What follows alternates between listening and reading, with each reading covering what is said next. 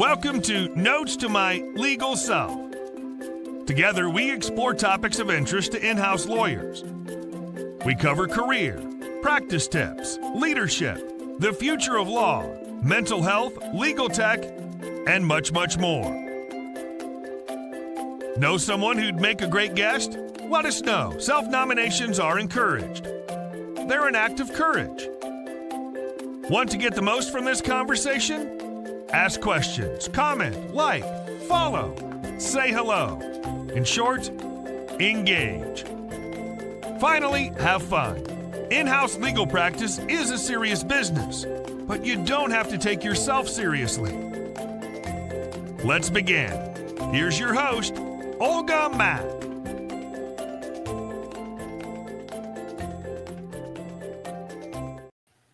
Well, hello, everyone. It's good to see you, and thank you for joining us. We have a very special episode, and it's episode 2 of our special live series of Notes to My Legal Self. We are continuing our celebration of the launch of our new American Bar Association book, Visual Literacy for Lawyers, a guide to enhancing your contracts and practice. Today, we are tackling one of the biggest bottlenecks in corporate America and, frankly, probably the world, contract friction. Traditional text-heavy contracts are very slow to negotiate, hard for business teams to follow and understand, and really, they turn what should be relationship-building exercise into an administrative nightmare. And true commercial agility happens when legal documents become actually functional business tools. And so without further ado, I'd like to welcome my co-hosts, Tessa Manuello, to the show, as well as 2 guests, Dominique and Susanne, and they will introduce themselves respectfully. And we will proceed discussing the most important topic in contract. That's right, Olga. Thank you so much for having me as your co-host. In the new book, Visual Literacy for Lawyers, we feature incredible case studies of legal practitioners who have actually done, who have actually integrated visuals into their day-to-day practice and into their contracts. And so today we are joined by 2 of those amazing case study contributors, Susanne van der Meer and Dominique Meert. Before they introduce themselves, I just want to say to everyone who want to see the actual case study as we go through this conversation, to go ahead and download the case studies on our book website, visualiqforlawyers.com, so you can follow along as we go through this conversation. So Susanne and Dominique, welcome to the show. We are so thrilled to have you there. Maybe we can have you introduce yourself, Dominique first and Susanne second. Hi, everyone, and thank you for having me. I'm Dominique Meert, founder of The Visual Lawyer. That's a legal design agency based in Belgium. I help legal and compliance teams redesign complex legal documents, such as contracts, policies, and other legal documents, so that they are easier to read, understand, and use, and also better aligned with the way people actually work. Thank you. Thank you for the invitation to be here. My name is Susanne van der Meer. I started this work 25 years ago while I was working as a general counsel, and seeing a lot of consultants in action, I recognized how out of touch my approach was. Lawyers are trained to feed clients legal information for a sit-down dinner of dry oats instead of bite-sized granola bars on the go. And since publishing my book on visual language for lawyers, I've been developing this idea through a lot of different approaches, but really the shift from complexity to clarity. And it's been a delightful journey to see how these ideas have gradually become more mainstream in the legal profession. And your book is certainly a new milestone. Thank you.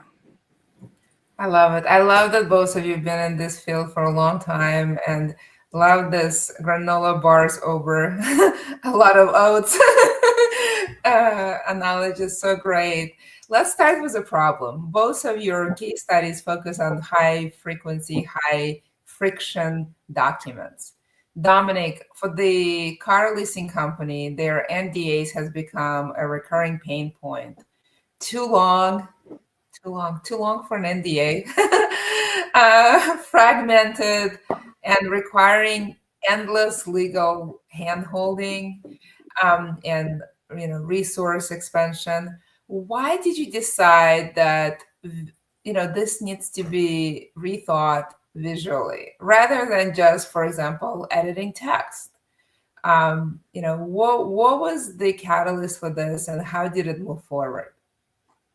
Well, we did some face-to-face interviews with mainly business people, and then we quickly realized that the main problem wasn't the wording, because an NDA in itself is not such a complex document, not even for non-legal professional.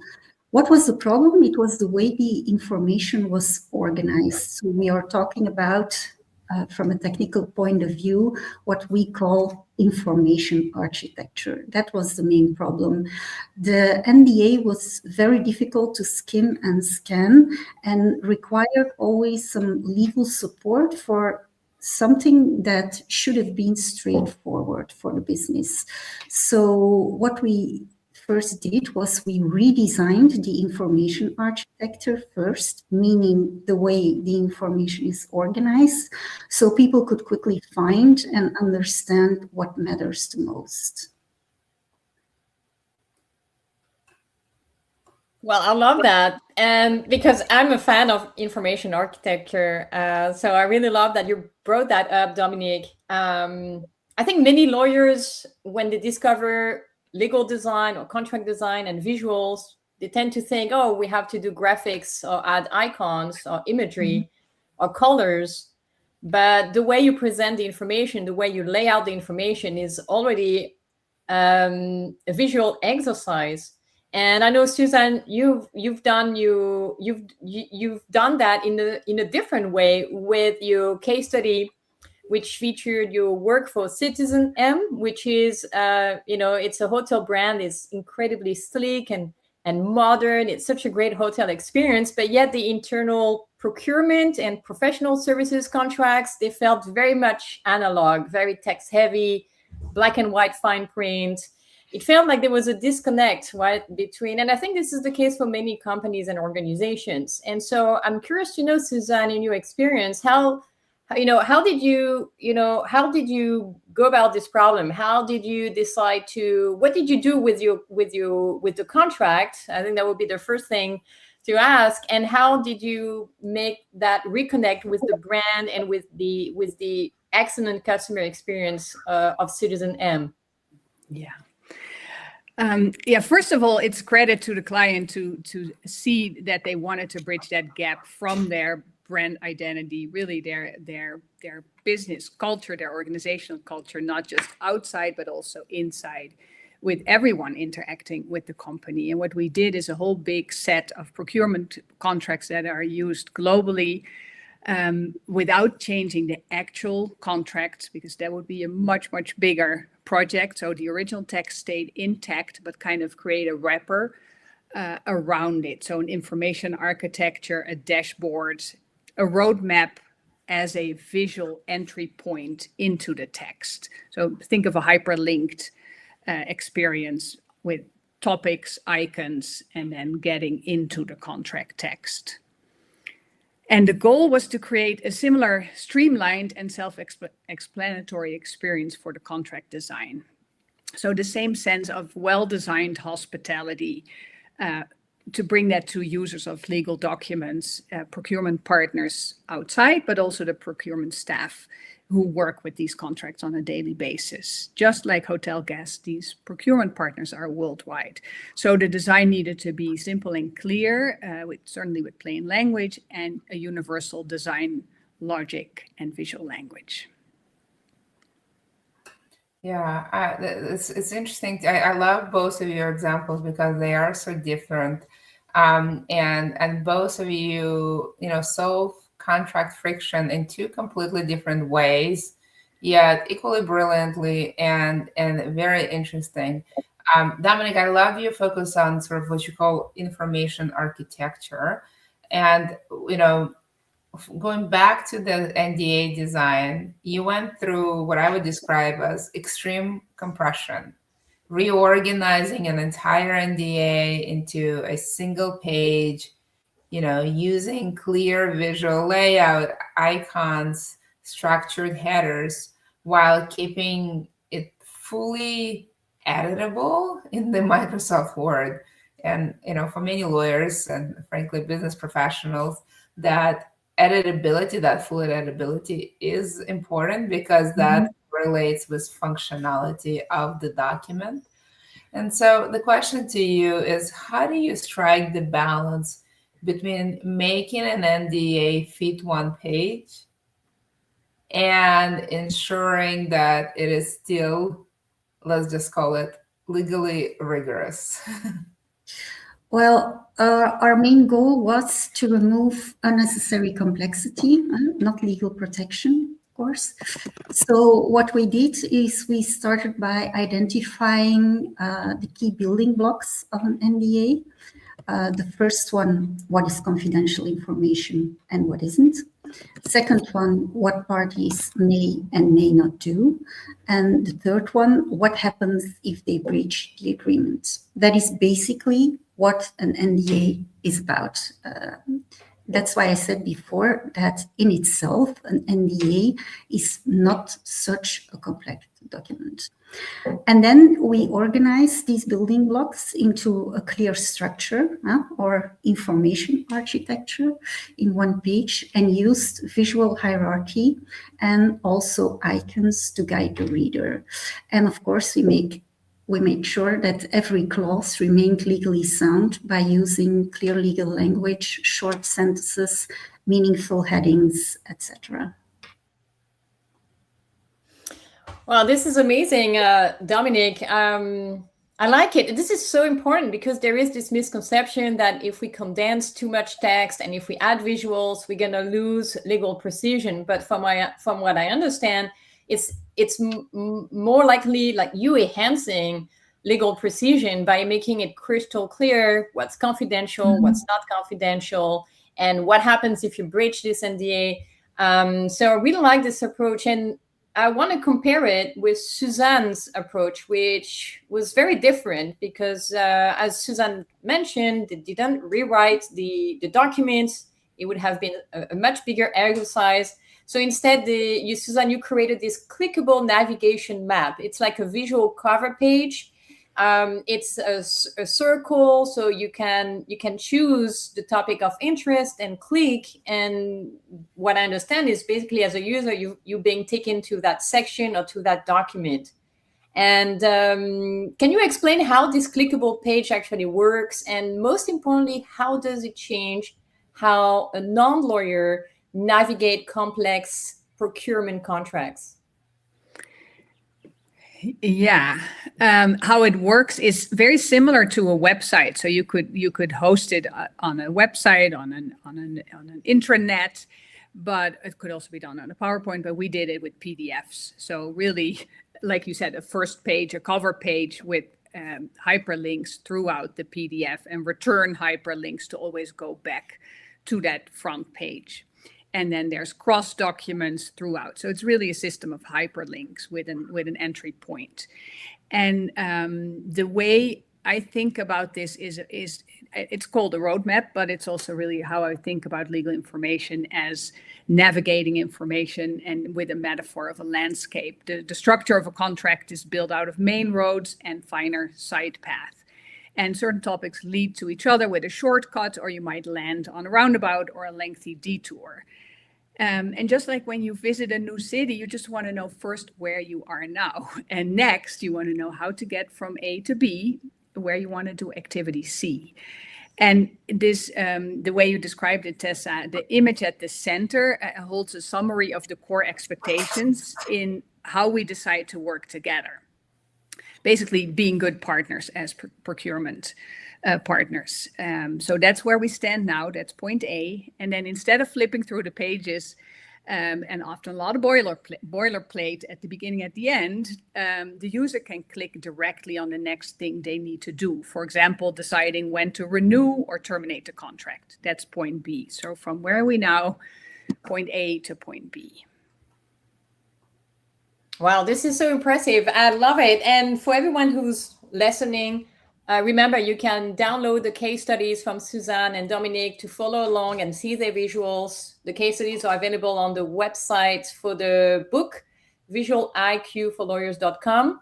And now I want to talk about the business impact because, well, we might think, okay, well, this sounds fun to me. But what about the impact? Do we have any business metrics? Do you have some tangible numbers you can share about, I don't know, whether it's time saved or just a better time saved or a reduction in misunderstandings or a better experience? I would be really curious to know, Dominique, about the one-page NDA that you did for the leasing company. I mean, I understand there was a lot of time saved. If you can expand a little bit on that, and also on how the external partners reacted when they received the NDA. I think that part is as important as the internal time saving, but also how did the external partners reacted when they received the visual one-page NDA? Well, the reaction was actually very positive, but that doesn't mean it was an easy exercise. But of course, user adoption was much more easier for the business teams, also the external people like sales managers, account managers, etc., than for legal professionals. The counterparties, we all know that legal professionals are risk averse and they don't like change at all. So yeah, they were quite surprised that an NDA could fit on one page without feeling incomplete, and that it was still, although we reduced it to one page, that it was still like 100% legally correct. And then for the business teams, as you mentioned, it became a true self-service document that they could use without asking legal for help. That was a really important one. We've put it on the internet, so it was really self-service, available 24/7. And that meant fewer delays, fewer routine questions for legal, and also faster negotiations because everyone understood the document more quickly. And remember what I said about plain language. Unfortunately, we don't have any facts and figures because we started without any. So it's difficult to mention in number of days, etc., in terms of KPIs.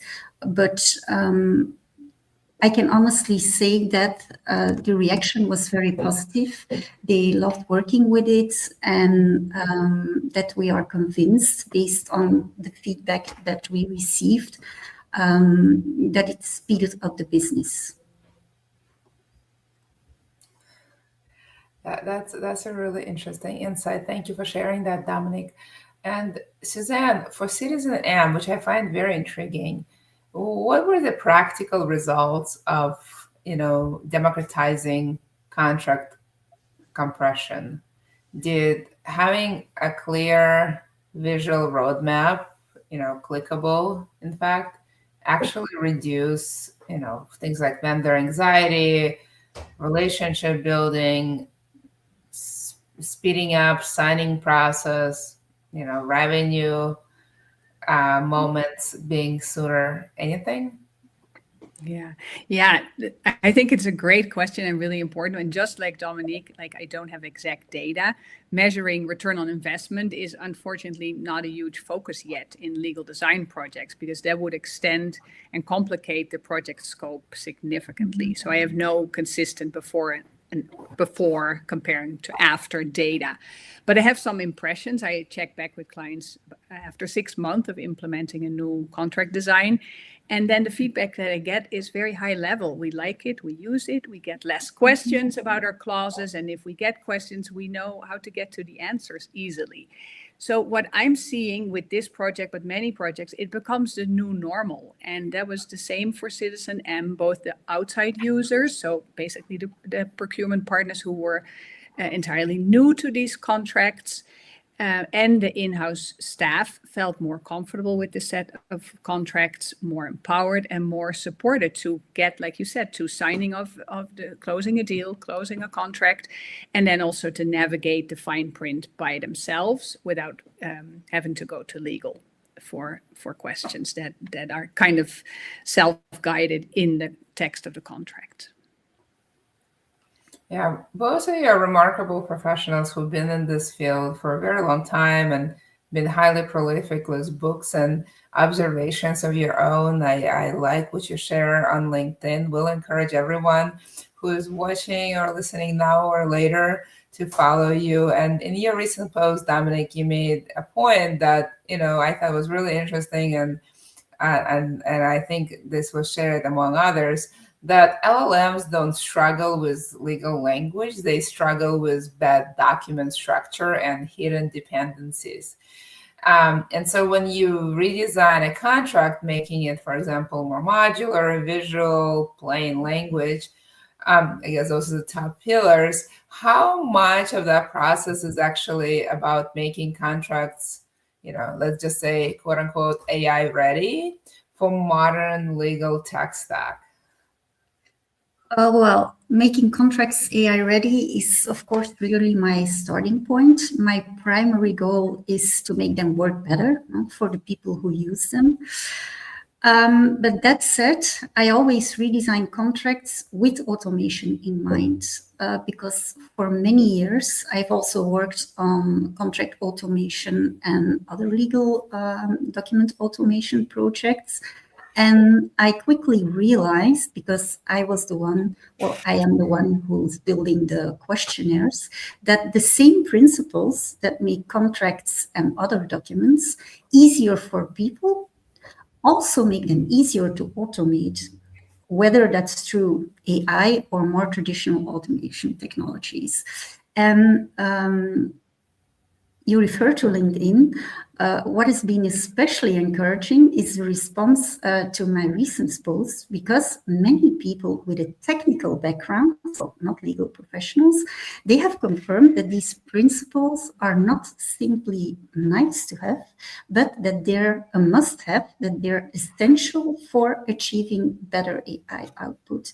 Because what I hear a lot is that legal professionals say, like, okay, we use generative AI, whether that's Copilot or ChatGPT or whatever, and the AI output is not what they expect, and that they have to do a lot of rewriting. And of course, they don't like that.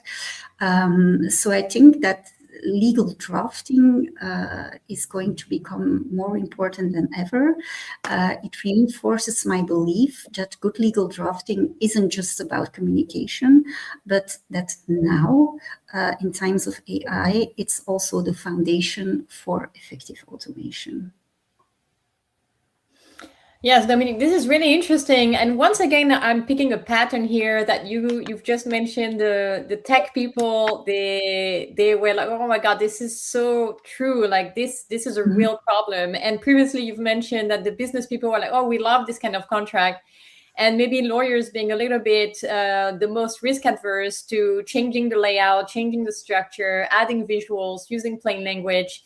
But yet, I mean, what both of your case studies show with the one-pager NDA and on the other side, the clickable map, in the end of the day, it does reduce the amount of questions that legal receives, and it does increase the self-servicing of the business people, which I find really interesting. And so if I'm pretty sure there are many legal practitioners listening or watching, and, let's say they want to get started today or tomorrow. Maybe, I don't know, start infusing some of these principles into the next contract they're going to draft, whether it's an NDA or something else. What would be a quick, simple tip, act of visual leadership that they could start implementing tomorrow? Dominique, Maybe you want to start? It's actually very simple. Start with the structure. Don't think that legal design is about icons, colors, timelines, etc. Start with the structure. Look at how the information is organized, what readers really need, your users, whether they are business users, counterparties, or whatever, and how they use the document. And then ask yourself one simple question, and that is, what if we could start from scratch? And then you can start building the document around a few basic principles, structure the information according to the logic of the reader. And that is often not your logic, because legal professionals and lawyers have the habit of giving a lot of context, starting with introductions, followed by another introductions, etc. That is not that important or totally not important for most business users. So structure the information according to the logic of the reader. Put the most important things first. Use clear, meaningful headings, etc. And then you will see that once the information architecture is right, that the visual design becomes much more easier.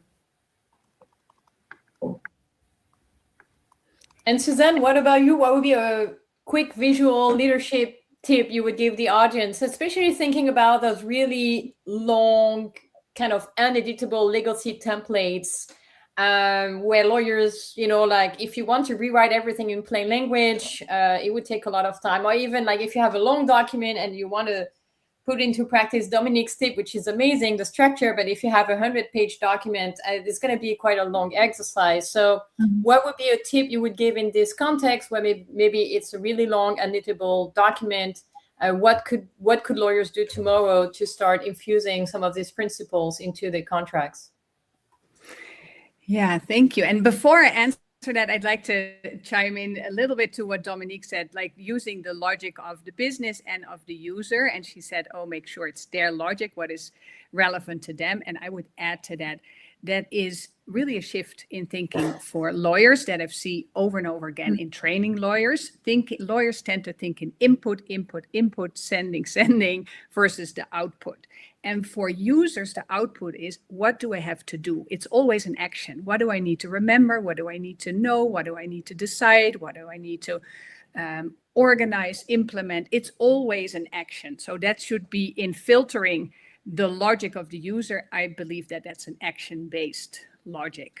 And then to answer like a tip to get started with a navigation layer around a big, bulky contract.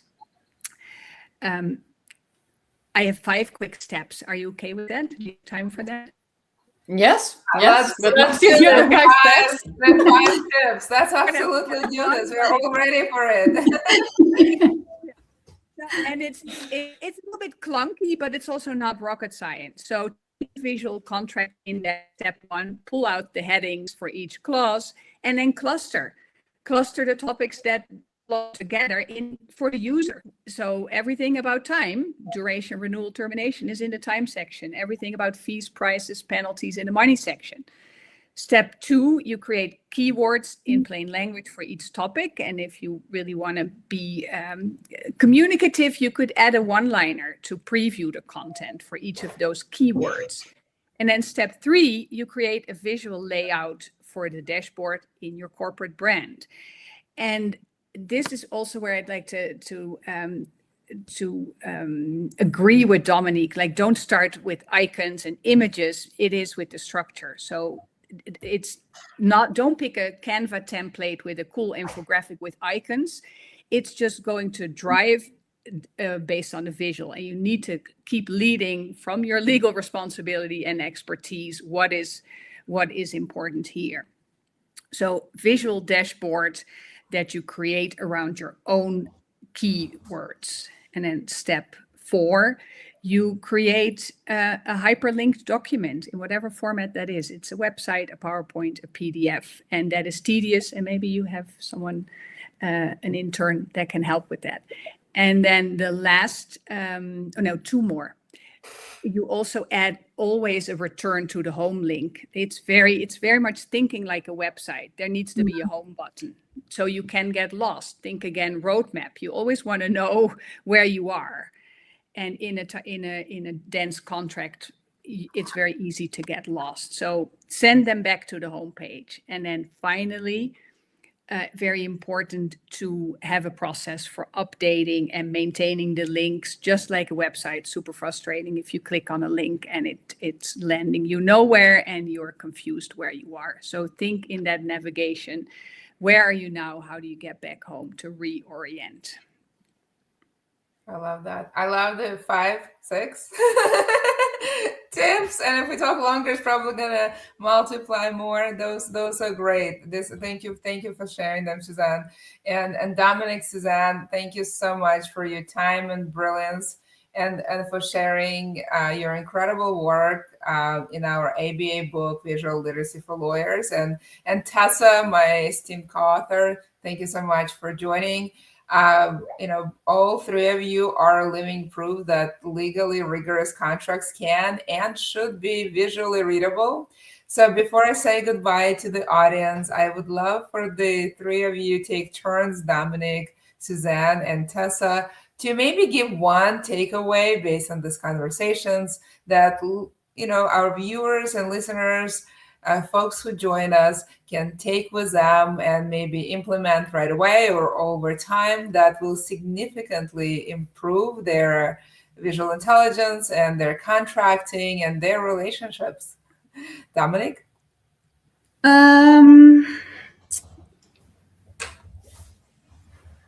It's difficult to pick one.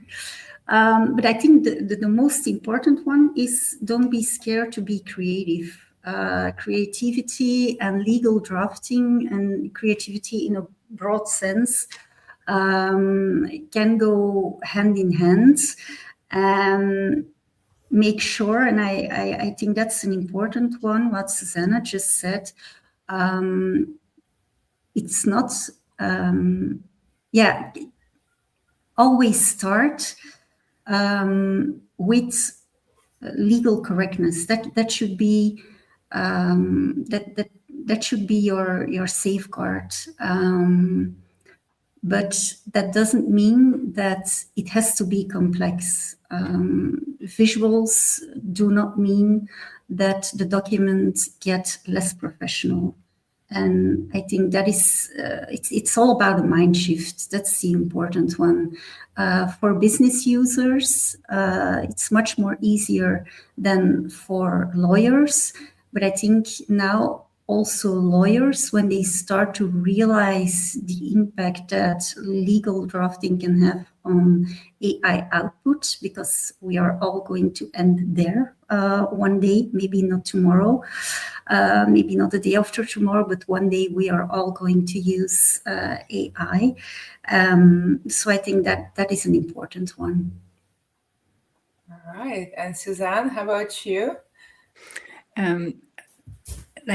I would say be two things. Look at other professions and look around, just infographics, how other organizations, even insurance companies, banks are starting to get better in communicating much more visually.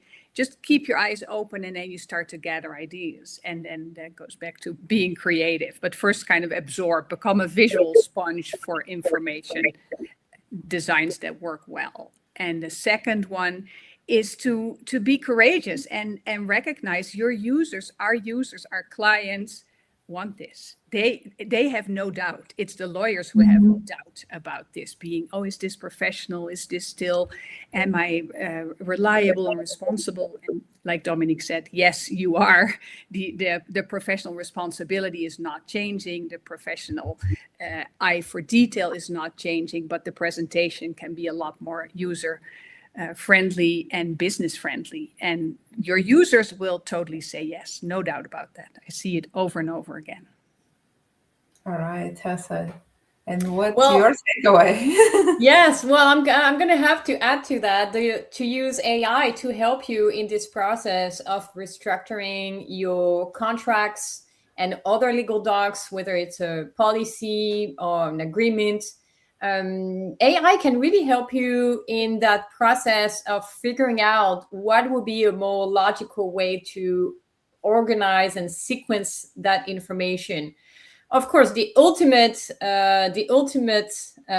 tip is to talk to your clients and to your users and to ask them. But AI already, I mean, if you give the good prompts, AI already is going to give you, some pretty good insights as to how to reorganize. And when you do that, it's kind of setting you on track in a much smoother and faster way than trying to figure out just by yourself, because it can be a complex exercise, especially if the document is long. It can feel overwhelming. So I think AI, I mean, at least that's what I do when I'm feeling overwhelmed, like, okay, I'm just going to AI. And usually I get some really good insights as to how to reorganize it. So I think this is any tool, any AI tool will do the job pretty well. So I would say start with that. This is amazing. I love somewhere between courage, AI, structure, and this is what people actually want. This is great advice. Thank you all for joining and sharing your wisdom, and I really appreciate this conversation. And to our audience, thank you for joining us again and being part of this conversation.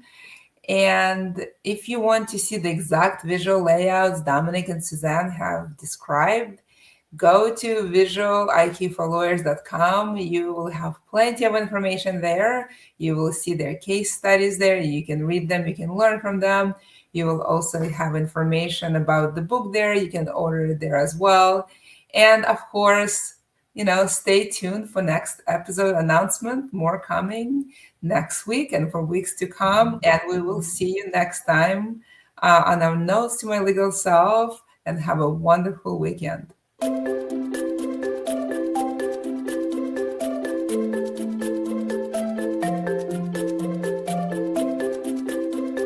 Thank you for stopping by. We hope you enjoyed this episode of Notes to My Legal Self. Know someone who'd make a great guest? Let us know. Self-nominations are encouraged. They are an act of courage. Remember, the future of law is bright. Enjoy your in-house practice. It's an adventure of a lifetime. See you soon.